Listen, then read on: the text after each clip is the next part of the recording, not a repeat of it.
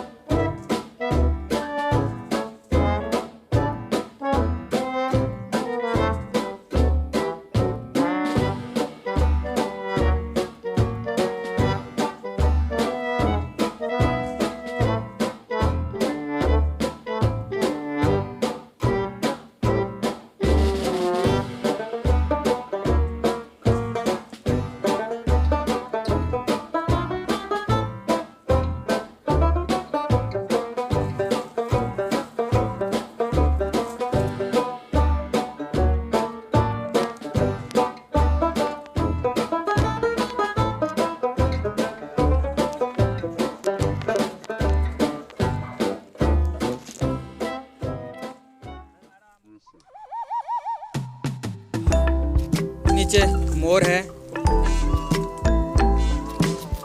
डॉली और चेरी मोर के पीछे दौड़े हैं।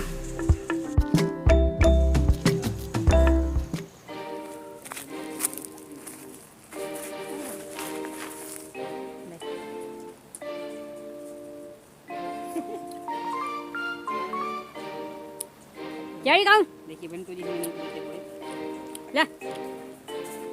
अरे बंटू को चेरी डॉली भी यहाँ पे।